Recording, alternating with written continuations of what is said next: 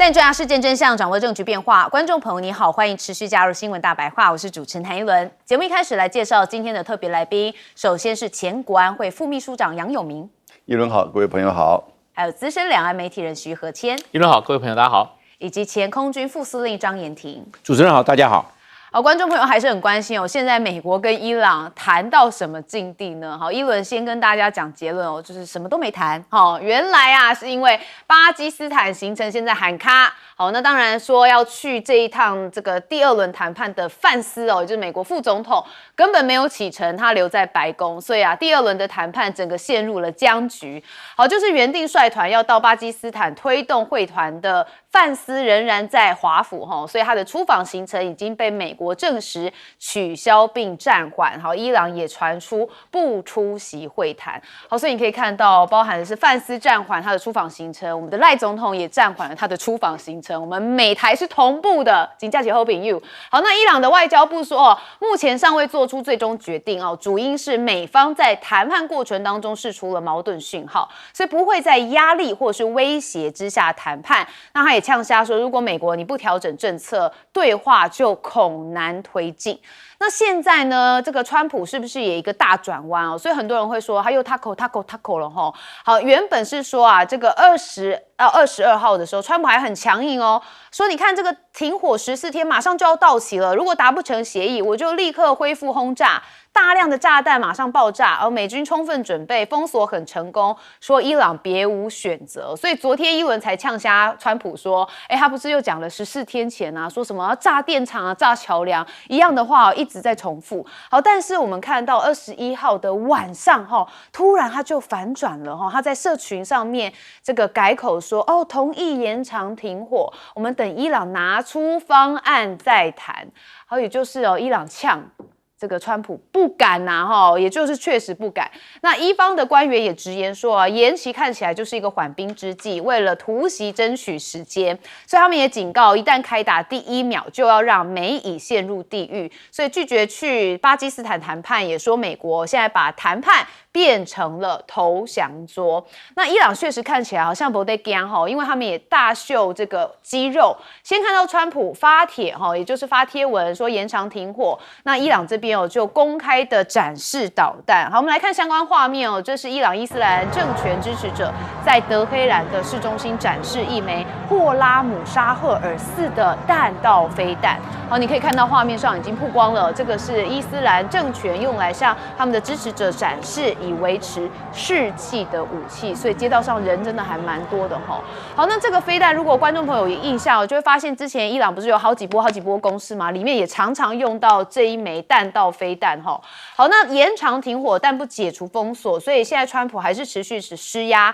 但是伊朗的高层也反呛。我们先看川普怎么说，他说因巴基斯坦元帅穆尼尔跟总理夏利夫的请求，其实美国已经暂缓对伊朗的攻击。他说只好和黑兰的领导人跟代表能够提出一项统一方案为止。好，那当然伊朗的国会议长卡利巴夫的顾问有发一些回呛的言论。他说川普争取延长停火的协议只是为了发动突袭来争取时间的策略，所以看得出来伊朗对这一次的延长停火是有戒备的。他们认为美国还会有一些这个背后的一些手段再出啦。好，那当然伊朗的武装部队他这个是发言人，他就说伊朗精锐强大的部队其实早已经进入了100%的战备状态，一旦发生任何会针对伊朗的侵略或是行动，就会以强大的力量打击预定目标，那给美国以色列一个比以往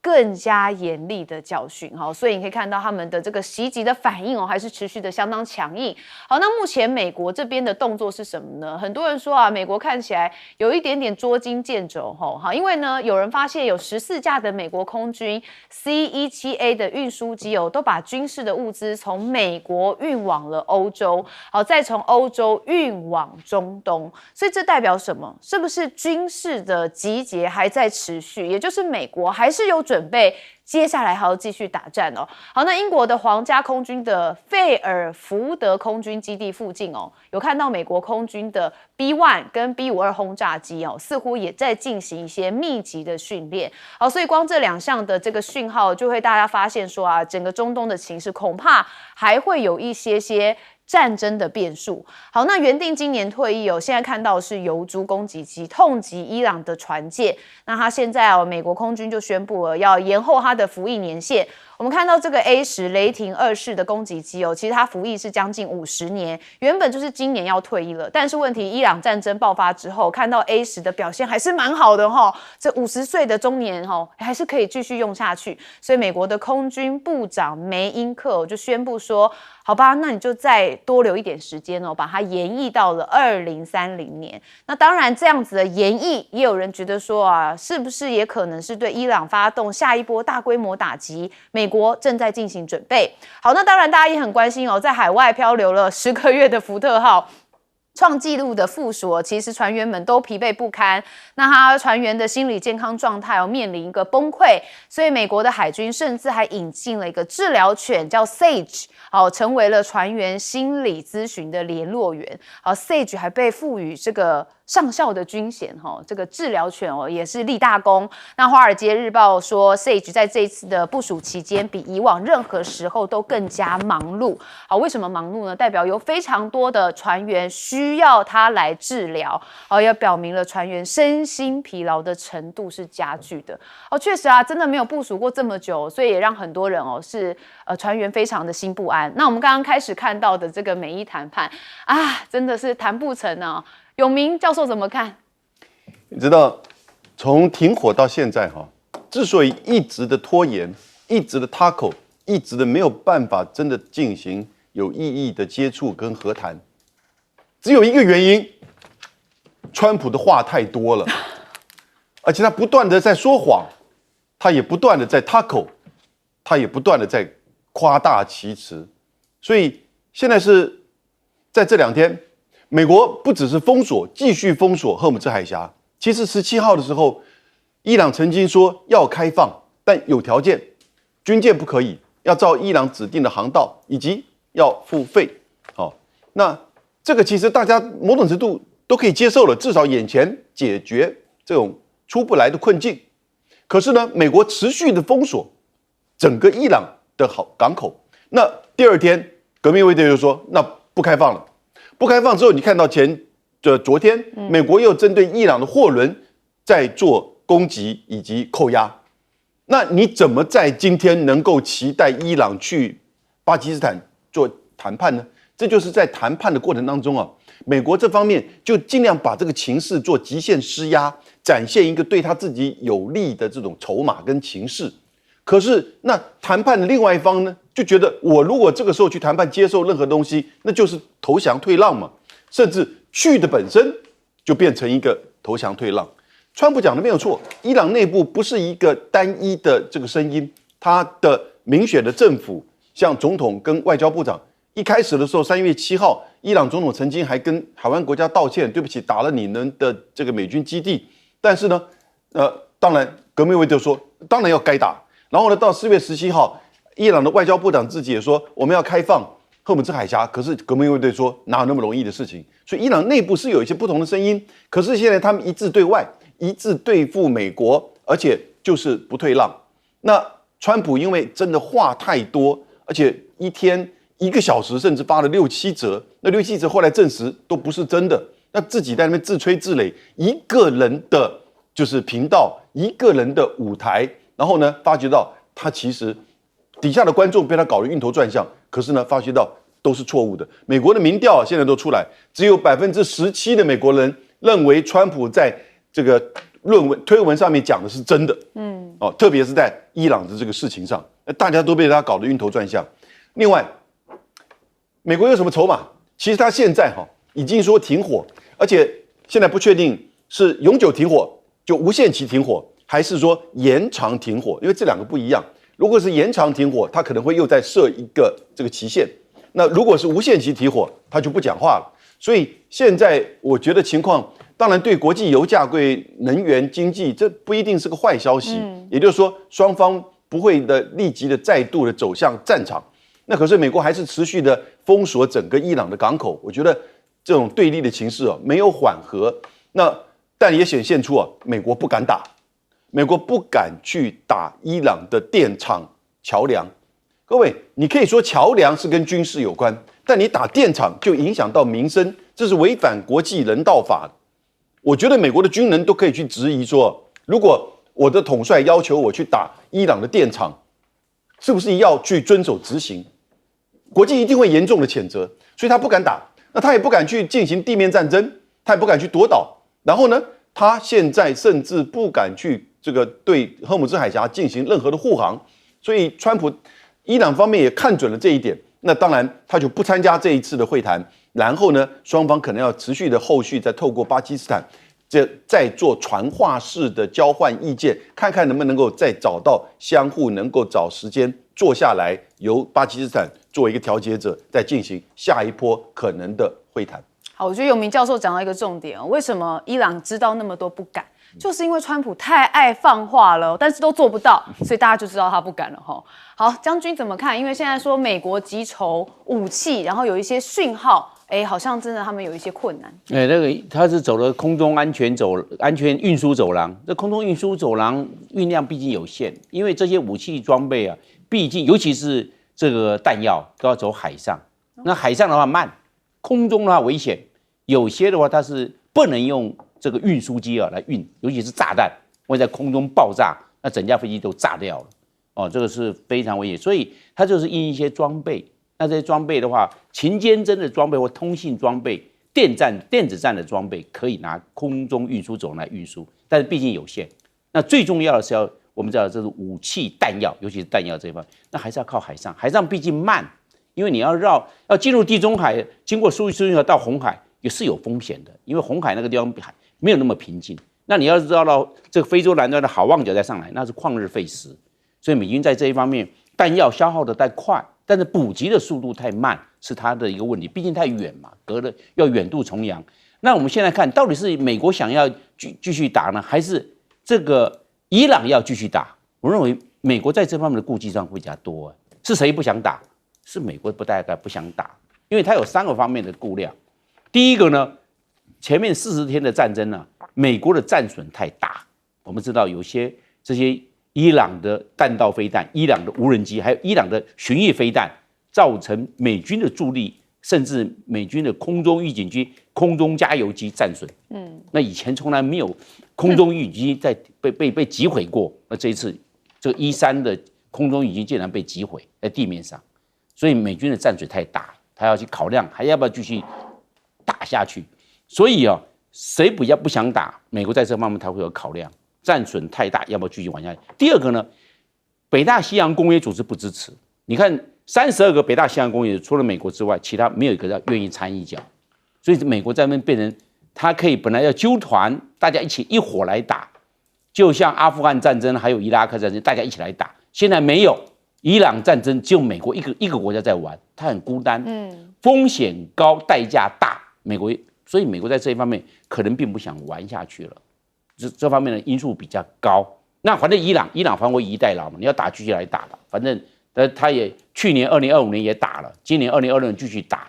他也打习惯了，也穷惯了，在这方面呢，打跟不打差别不大，但是对方的顾忌多，因为只知道伊朗的原则上对等报复，如果是这炸他的这个炼油厂，还有这个我们讲到的这个油井，那伊朗也炸对方的，所以应该来讲，对方的顾忌会比较，因为伊朗的比较廉价，对方的比较高科技、高价值，是这样子，所以损失上不对。所以这个北大西洋公约组织不站队，也造成美国川普总统很大的压力，变成自己玩下去，那自己玩下去，通常自己来负担。第三个，我认为对川普来看呢，压力更大的是他国内，因为国内有将近70%反对伊朗战争。要其中选举了，那么多人反对，你还继续玩吗？第一波玩下，第二波的话，搞不好到达80%反对，那怎么玩下去？我认为地面战的风险才能够让伊朗屈服，但是地面战，美国更会牺牲更多所以我认为美国的这个压力大，让呢川普在那边犹豫不决，而造成这个延宕。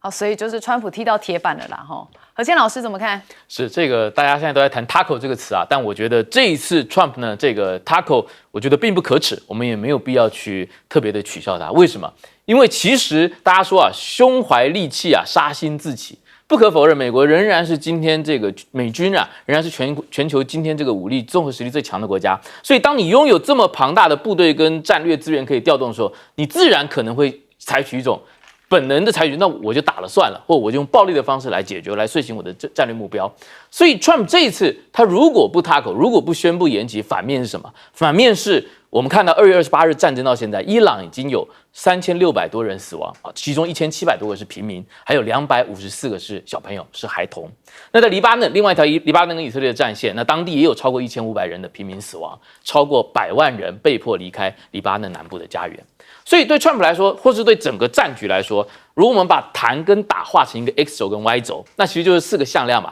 边谈边打，不谈不打，谈而不打，或打而不谈。那我们原本说，如果在有谈判的情况下，伊朗跟美国进入一个14天的谈而不打的情况，那现在可能进入一个没有明确保证的，没有明确这个 Trump 说我是单方面的 hold on， 我单方面的暂停我的终止我的军事行动，一直到伊朗方面提出一个完整的谈判方案为止。所以我们这个指针其实是在谈而不打跟不谈不打之间啊摇摆。那一不小心，如果他这个改变心意，那可能会进入打而不谈的这种情况。那当然还有一种情况是边谈边打啊，那就像这个战争初期的时候，大家通过这个 back channel， 通过这个幕后的管道来交换这个意见一样。当然，我们从人性的角度来看，当然是希望说，因为现在这个问题，川普已经说了很几次了。他没有要去这个占领整个伊朗这个国家啊，他没有要，他甚至也声称说伊朗的政权更迭已经完成了，所以政权更迭也不是他的目标。当然，伊朗方面是否认了，伊朗方面说我们伊斯兰共和国还在啊，哪有什么政权更迭？但是显然我们看到 Trump 他是不断的在去缩小他要完成的这个事情。他现在就说我们现在要完成的协议的目标就是2件事情：一，霍尔木兹海峡的重新开放；二，伊朗要不能拥有核武。所以其实不能拥有核武这个大题目拉开来，再细分下面几项，其实很多的具体的项目是可以谈的。一个就是浓缩铀嘛，伊朗的440公斤的浓缩铀要怎么处理？是要稀释呢，还是要转移呢？还是然后这个转移到底是转移到第三国呢，还是在这个波斯湾上面找一个岛，然后大家一起监管呢？还是要转移去美国呢？啊，这个是大家都可以去拉锯跟谈判的议题。那甚至当然，伊朗现在也有往里面去加新的议题。伊朗就说，那如果你要要求这么多，那你要把我的什么400亿美金的资产被你制裁跟这个风洞的问题要一并来解决，然后那美国又提出，那我们还要再处理一下你的导弹基地、导弹问题跟地区盟友问题。那其实很多东西都是已经在路上了，甚至已经很多东西都已经谈得很有谱了。所以我相信啊，这个 tackle 没有这么值得取笑，甚至如果放在把人命看得更大的话，我们其实要赞赏 Trump 的这一次的冷静。是，好，我们休息一下，马上回来。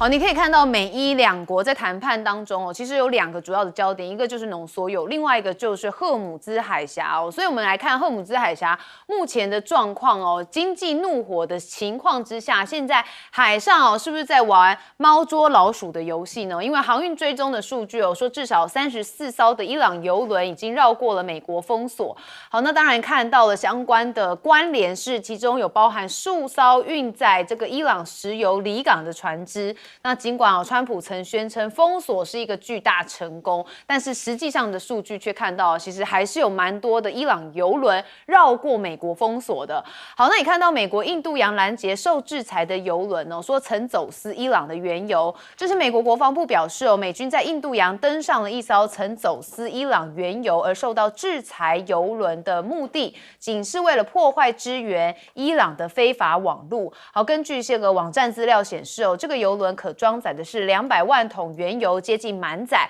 好，目的地为新加坡。那美军的中央司令部说，我们已经明确的表示，并拦截为伊朗提供物资援助的受制裁船只，说不论是在哪里运作的。好，那现在呢，伊朗也是要求美国要归还扣押的船只，不然他就会采取报复行动。也就是一艘美军的飞弹驱逐舰不在阿曼湾吗？像试图突破封锁的伊朗货船来开枪，并其扣押，引发德黑兰的不满。所以伊朗的外交部有呼吁美国的海军要释放扣押的伊朗货船跟他的船员，而且誓言要进行报复的行动。所以你可以看到，目前单日的通运量说创新低。那这个海事分析公司温沃德发布了报告，说19号这边只有3艘的船只通过荷姆兹海峡，确实也创下一个新低，最近以来啦。那军事专家则对此分析说，伊朗仍然握着海峡的钥匙，所以荷姆兹海峡目前看起来，美国跟伊朗各执一词嘛，那他们都希望在这个地方有一个可以掌控的权利，但这就是在谈判上一个最困难的点。好，那另外一个就是认知战了，因为习近平才允不军援，但是美国拦截了中往运往伊朗的船只。那川普现在又发话了他说德黑兰在停战期间试图要补充军事的物资，所以美军我们就拦截了一艘载有中国提供给伊朗礼物的船只。他说他的内容物不太友善，他甚至说我有点惊讶因为我以为我跟习近平主席已经有了共识。好，他讲的就是之前不是曾经说跟习近平有通过信吗？我那时候还讲说这什么年代还在通信他说当时习近平有跟他讲说不会提供伊朗一些东西说他们有共识，但他说很惊讶，原来跟习近平没共识啦好，那当然这件事情传到中国大陆外交部发言人的耳里他说据他了解这是一艘外籍集装箱，也就是货柜船。他说中方反对任何的恶意关联跟炒作，当然是意有所指也就是在呛川普说你不要什么事情都跟我们中国有关。那确实就像有明教授说的，川普嘴大，真是添乱了整个局势尤其川普告诉了彭博社说，伊朗已经同意无限期暂停他们的核子计划要告诉了哥伦比亚广播公司说，德黑兰同意一切并将与跟这个美国合作移除他们的浓缩铀。那也告诉了另外一间外媒说这会议可能在周末举行，而且可能会达成协议，种种都是川普在放话。然后他也特别讲一些川普政府的官员其实有私下的跟 CNN 承认说其实现在谈判蛮敏感的，那伊朗人其实对美国不信任，所以川普的公开评论对谈判根本就是百害而无一利那现在震惊华府的爆料说，川普一度接近要做出一个核决定金价起就 combo 真的是完全暴走的人物前中央情报局分析师有爆料说川普在紧急会议上面有试图取得美国的核密码，但是被高级军官阻止我真的要赞叹这位高级军官，你这是在淫威之下还能够赶快阻止他。好，那在一次关键的伊朗救援行动期间川普被排除在战情室的会议之外因为相关的官员很担心川普的脾气可能会影响行动，所以把他排除在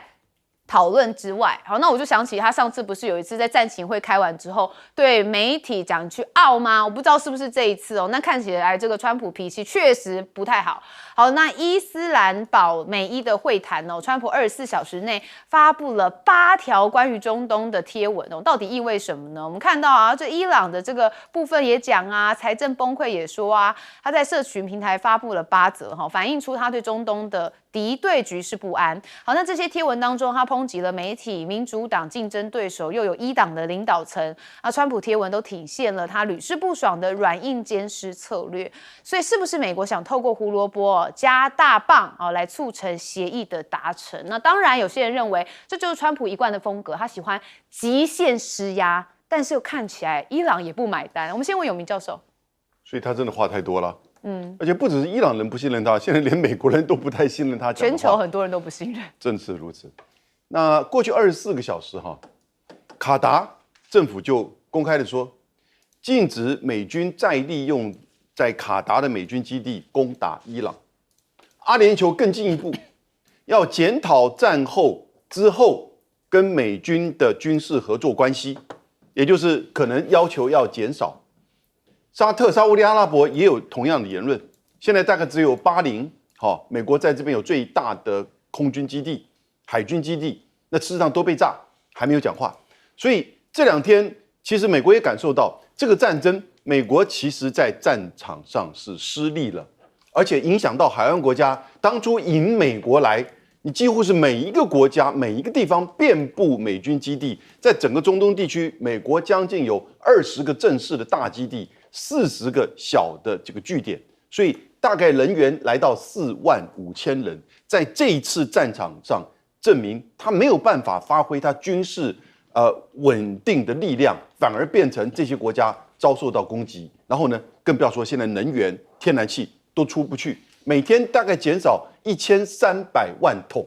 那就减少多少钱呢？所以这个问题，现在海湾国家开始已经针对美国的攻打伊朗的政策，在抱持了高度质疑，甚至未来军事合作关系都会受影响。那你觉得美国还有能力再打下去吗？他从哪里再去进行对伊朗的攻击呢？从林肯号还是迪利波里号？那必须要远在印度洋上。那你持续如何再去强化对伊朗的港口的封锁呢？所以军事上会越来越严重。那我们刚才就是有网友就讲得很有趣味啊，川普可能以为说打伊朗这个杀鸡儆猴，结果这个被鸡都没有办法打不过鸡，对不对？那所以我觉得伊朗的自己的谈判代表也说，这2天也说，失败的一方凭什么来定这个议程？哦，他们真的这么认为？自己虽然遭受到严重的受创，15000多个据点被打，然后呢，2000多人死亡，2万多人受伤，168个小学女学生被炸死，这样子的一个情况之下，他们都忍下来，容忍下来，然后呢，持续还跟伊朗对抗。那当然，整个经济源也在这个封锁之下出不去。我觉得这个伊朗大概也有它一定的经济上的忍受程度，可是能够忍到多久？现在双方有一点像是在玩所谓的懦夫游戏，也就是 game of chicken，彼此在相互撞，看谁先转弯，谁先退让。那目前看起来，美国至少在军事行动上已经转弯啊。那这个但是是承认现实，也就是说，其实你在之前从2月28号到现在40多天的军事行动，其实是失利的。那能不能够接下来持续的在封锁上相互的能够去退让？现在可能不一定在谈判桌上，可能在彼此的行动上各自的去转圜哦，这个可能让这个情势慢慢的在做转变，但是在谈判桌上呢，都不一定会真的能够达成协议的。是，好，将军怎么看？我认为这个川普在这个时候应该是这个沉默是金，或者是惜话如金。不要再讲这个有发言人。白宫有白宫的发言人，让白宫的发言人去讲。那国务院的事情，国务院也有发言人，让国务院去说，这样子会比较好。为什么？这样转圜的空间跟弹性会比较大。他们这些发言人讲的哪个地方有一点点不对，再出来再做澄清，再做说明就可以。有个防火墙，有一个这个有个缓冲的空间，这个是非常重要。你总统一讲，那讲白了，那个赫格塞斯或者是他的这个我们讲到的。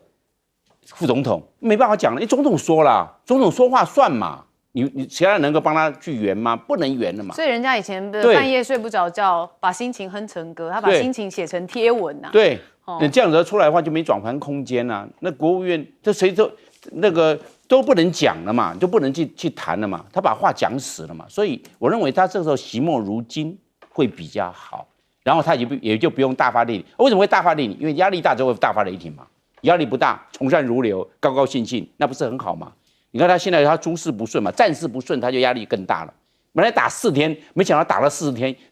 伊朗也不屈服啊，那这样的压力是不是更大？那下面就是战略判断错误，你才会造成战事失利嘛。没想到美国的军事实力盖过全世界嘛，都可以赢的嘛，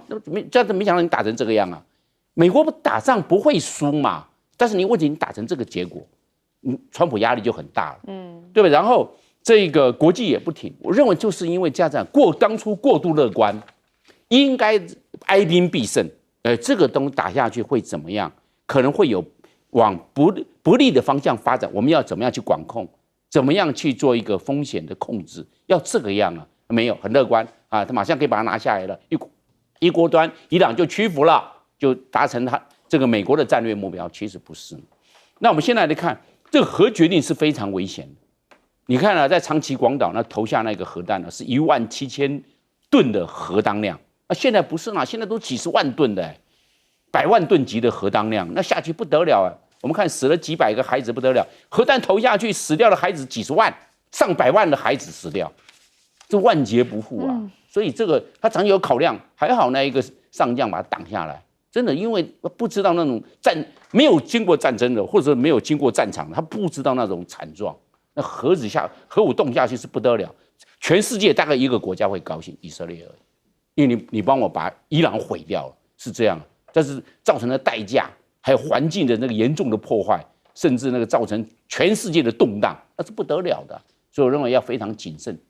好，这显见哦，就是川普真的是打不成、打不赢，所以他才必须要用到终极武器嘛。何谦老师是刚刚议论也介绍到，包括卡达、包括阿联都在近日宣布了一些降级的动作，也就是说不准让自己的军事基地去介入这一场美伊的冲突。那我想，其实区域间的国家已经把这个形势看得很明白啊。如果这场战争不管以什么样方式结束，打完了，美国毕竟他不生活在这边嘛，美军除了这些基地之外，大部分美军走了就走了。但是仍然要跟伊朗朝夕相处的人是海湾6国，甚至是整个中东更大范围的国家。所以其实我们看到啊，就是说地区的国家已经自己在行动起来，在进行一场地缘格局的重组。今年其实2026年国际政治政坛的一个大词叫做 Middle Powers， 中等强权的崛起或中等强权的合作。那这个概念呢，或这个号召最早是今年年初1月在达沃斯论坛，加拿大的总理卡尼他就跟全世界说，过去几十年来那个由美国所主导的以国际规则为秩序的世界，对不起，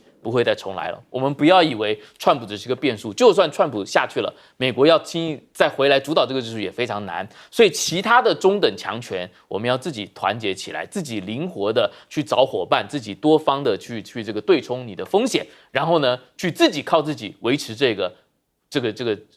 国际的多边的秩序。那上个礼拜呢，在土耳其的这个安塔利亚外交论坛上发生了一个不大不小的事件。我们可以看到，土耳其、埃及、沙烏地阿拉伯跟巴基斯坦这4个国家的外长就聚在一起，那商谈一些事情。当然，他们对外说，我们不是要组建一个军事联盟啦，但是大家合理的推测就是说，如果美国跟这个伊朗的谈话失败的话，那可能土、埃、沙跟巴基斯坦这几家哦，大家可以看，把地图摊开可以看到，它是地缘幅员非常辽阔的，从北非到土耳其的安塔利亚高原，然后沙烏地当然是整个阿拉伯世界的核心，再到巴基斯坦。巴基斯坦它一方面它这个在这个世界这个地图的中东范围的最东边，另外一个它是一个核武国家。那这4个国家可能就要一起来接手跟这个地方的安全，然后并且彼此这个合纵联合啊，然后并且跟这个伊朗长期的做你说做抗衡也好，或者周旋也好，来防止战争迈向这个不可收拾的一个残局。所以我们其实都可以看到，就是说，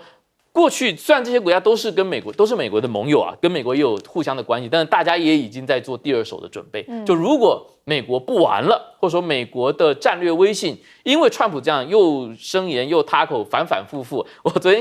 晚上看到伊朗驻加纳的大使馆，他发了一条帖子，他说他统计了一下，过去24小时之内，川普做了以下几件事情：一，他感谢伊朗；二，威胁伊朗；他指责中国，也称赞中国；他宣称封锁是成功的，又宣称要达成协议，然后又说炸弹会落在伊朗的身上。然后他最后一句话，这就像一个群组聊天室，每一个成员都叫川普。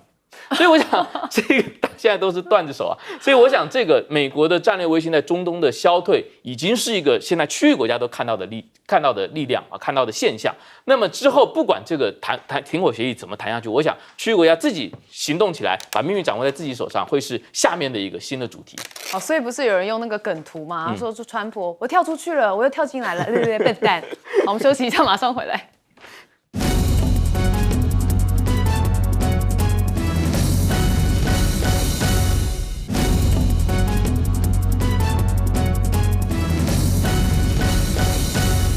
好，现在看到美国也有一点点在打这个抗中牌哦，但是我们先看到这则新闻，是因为有一位中国的公民在美国偷拍了末日飞机，他是在纽约甘乃迪的国际机场被捕，好涉嫌在内布拉斯加州的奥夫特空军基地拍摄了敏感的军机照片，好，而且计划在离境前还要再到是奥克拉荷马州来拍摄另外一个军事基地的飞机。好，那这件案子是聚焦在他在奥夫特空军基地的活动，好，美军的战略司令部就位在此地是五角大厦最敏感的设施之一。好，那奥夫特空军基地里头有多款高价值的侦察指挥机型，包含了 RC-135侦察机、E-4B 空中指挥机，所以后者又被称为是军方的末日飞机。所以现在南华早报又有特别报道说长期以来美国一直试图要将中国纳入新削减战略武器条约。好，这个条约呢，就是目前世界上仅存具有约束力的核武军控协议，但是在今年2月的时候就已经到期了。所以呢，川普跟美国国务卿卢比欧都曾经多次的表达，希望把中国拉进来。好，美国的议员有特别讲到说啊，中国是必须要参与这个核军控的谈判。那转头又放话美国说，必须要加快核现代化的进程，包含部署更多的轰炸机。好，那当然在国际上讲到中国这边的外交部就有相关的反应，他说中国的核武力量跟美国、俄国完全不在一个量级哦，在当前国际安全环境之下，要求中方现阶段要参与所谓的是中美俄三边的核裁军谈判，说不公平、不合理也不可行。好，给了3不的这个说法。但我们看到的是，中国现在像是共军的四川舰，它也有一些行动，因为他们到了这个南海来开展试验的训练。它是从上海起航到南海的相关海域来开展科研的试炼跟训练的状况，好，测试这个舰艇多个系统平台的运行情况。好，这四川舰是一个双舰岛的设计，那前后的舰岛都各司其职。那前舰岛主要负责是航行指挥，那当然后舰岛是负责航空管制，对无人机、直升机跟这个有舰的战机进行一个合理的指挥，所以可以大幅的提高作战指挥的效率。所以四川舰当然它的动向就备受关注嘛。那现在中国的辽宁号航空母舰也南下说不只是例行的演习，好，因为现在菲律宾跟美国举行肩并肩联合的军演，那川普跟习近平也举行这个峰会，这个时间点解放军好像发出一个军事讯号。好，对于北京而言，目前的军事行动不只是对附近军事演习的回应，也是峰会前向太平洋彼岸华盛顿发出的一个胁迫讯号。他说，这才是隐藏在军事演习背后更宏大的外交战略。好，这是相关的分析。那另外，中国的长剑10的巡航导弹射程说提升到2000公里，好，3重惯性制导希望能够突破敌方防御系统，并打击印太地区。那为了防范中国的一个极音速的这个武器，美国的海军神盾舰也将首度配备的是爱国者的飞弹，拦截飞弹。那路透报道说，克洛西德马丁公司已经获得了合约，把陆军使用的爱国者飞弹拦截系统要整合到美国海军的神盾战斗系统上面。那当然就是要强化海军驱逐舰队的飞弹防御网。好，另外我们看到了日本的部分因为现在美国之音报道说，美国不但在20号有参与这个肩并肩的联合演习，它现在也是大幅的放宽了武器出口的规范，就是同意杀伤力的武器出口。这个防卫政策的转弯就引发了国际的高度关注。好，那美国的态度是说，我们美日是印太和平稳定跟自由的基石。那日本的政府也说，他们接下来有想要邀请这个菲律宾总统作为国宾访日。好，这个是一个报道说已经协调要考虑这个菲律宾总统小马可仕要来这个日本访日。好，那他会跟高市早苗来会谈，携手推进自由开放的印度太平洋。好，如果说第一岛链的话，那怎么能跳过我们中华民国呢？这个赖总统也想跟高市早苗会面啊。好，那当然日本的经济团体代表团希望在6月的时候有一个访陆的计划。那这被说是中日关系恶化以来的首次，也就代表说中方的态度可能是趋缓的。好，那美菲的肩并肩军演登场，菲律宾人是很忧虑会有这个卷入战场，所以希望是以民生为主啊。我们看到其实就有抗议的人士认为说，肩并肩的军演跟伊朗无关但是军演会允许美国在他们岛屿上测试武器跟飞弹，因此这项军演会把菲律宾拖入美国无止境的战争当中。好，所以你可以看到相关大家真的都很害怕战争啊，尤其现在全世界局势非常的不稳定。好，那因为有些战情的部分，我们先问将军怎么看？我认为这个核武核军控要去把中国大陆纳进去我认为这个似乎在比例原则上没有办法形成一个匹配，因为美国的核武的数量大概5000多单位，中国大陆的核武的数量大概500多单位，你5000跟500差10倍你大概大陆一半1/2也差不多，要1/10，就是100分跟10分在比。你这样的话，你怎么样？数量上，你要把它拉进去。我认为是不是美国先裁减它的核数量，俄罗斯呢？俄罗斯也裁减它的核数，大家来裁减，通通裁减500个单位，差不多。俄罗斯500个单位，美国500个单位，中国大陆500，大家500个单位。我认为不要增加核数量，应该大家都裁下来，不要让中国大陆提升，让美国跟俄罗斯压下来，不是很好吗？我认为就因为大家玩多的话，核武的数量越多，这个擦枪走火的可能性越高，因为大家来比数量，说话 all in 进去，那还得了？那不是地球整个毁灭嘛？我认为是要先大的先裁，把俄罗斯跟美国先降下来再说，其他的那个没在同一个集成里，那个同一个单位、同一个层级，你把人家做限制，你这大国都有啊，那就变成核讹诈，我是你的10倍啊，大家来玩嘛，那就我认为不好，这边的核武竞赛。我认为大家应该先裁。所以有时候很多事情呢，从另外角度来思维会比较好。不要说这限制数量，我们先把它压下来，不是很棒。另外来看呢，这个美国的这个飞弹巡洋舰或飞弹驱逐舰要增加它的反导，就是飞弹拦截能力，我认为这困难度蛮高的。为什么？因为现在的飞弹都是高超音速飞弹，高超音速你在海上啊，海上所有的军舰是没办法逆中，因为它太大，你怎么去逆中？没办法逆中。那你没办法逆中状况，一定是被发现、被锁定，然后来自于这些现在都高超音速，你怎么进来？现在海上我们知道也是有曲度，它来自于太空或者是巡弋飞弹，巡弋飞弹你看不到，你看到是近了，来不及。空中的话是高超音速，你很难拦，所以他说要把爱国者装上去，你花的代价很高，但是能达到多少效果，这是问题在这个地方。同时不要忘了，还有一个水下的。因为水下的不管是潜舰啊，现在还有水下的无人机，哇，那不得了，那不是无人机，他就上去跟你靠近，就把你从水下击毁。所以现在海上的这威胁的来源是蛮多的。你现在要装一个把反导系统装在这个军舰上面，你现在已经有标准3型的这个拦截的飞弹，还有标准6型的那这些是还要再装上。这个爱国者3，你到底有多少能力？问题是你有多少的预警的时间？因为你现在从发现然后到发射，你要发现了飞弹来袭再发射反导的系统去拦截那个飞弹，这个困难度，这个最主要是它的时间太短暂，可能变成了猝不及防，根本来不及，所以可能投资了一大笔的金钱下去，哇，打水漂，可能发挥的战术效果相对有限，那这样子不是就白搭了吗？你看我们这一次伊朗战争，这一次以色列也好，美国也好，消耗了大量的爱国者飞弹，结果还是有地方被炸。这是在路上在陆地上那如果在海上呢？那在海上的状况是比在陆地上还更严酷嘞。所以我认为这方面的投资，我认为合不合这个成本效应，我认为是值得怀疑。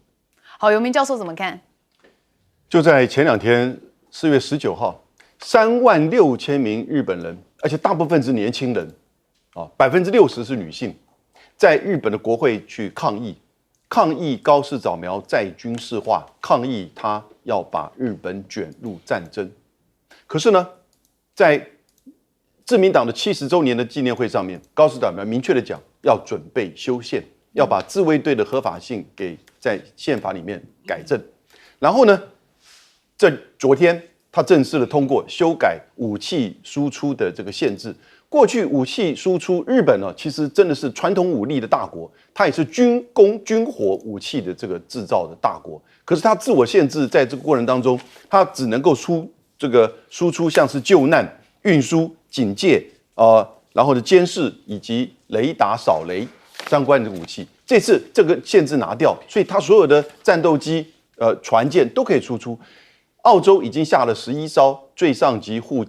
卫舰的订单，菲律宾也要买。那这样子的一个作为所有的西方媒体的评论，我也赞成。日本其实已经要摆脱和平主义了，要背离和平主义。日本的和平主义是一个复杂的整体，包含它当然在2次大战作为一个侵略国、战败国，然后呢被美国从1945年到1952年的被占领，1954年加入到联合国，1951年到60年签订美日安保。可是呢，它的宪法第9条也明确的讲，不去以武力然后去处理它的国际关系，同时它也在以吉田原则签订跟美国的这种军事同盟，把军事交给美国，日本发展经济，才会有战后日本经济的发展。所以他就守的是叫专守防卫，然后呢，坚持非核三原则以及武器不输出。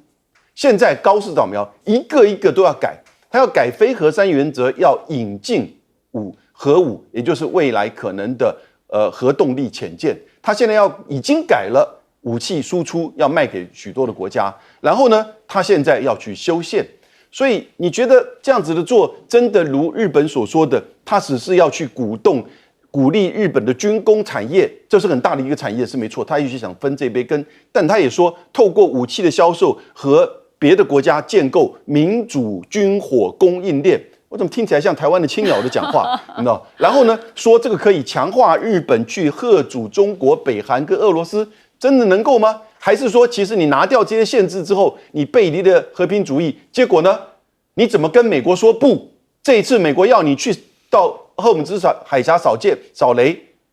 那你说因为法律限制，你现在把法律拿掉之后，你将来怎么跟美国说不？你将来会不会导致区域的更为紧张而发生冲突战争呢？那36000名年轻人的抗议要听到啊！对，其实有一些分析师认为说啊，日本跟中国有可能接下来有冲突发生的可能性哦。那这是大家最不想看到的。何谦老师，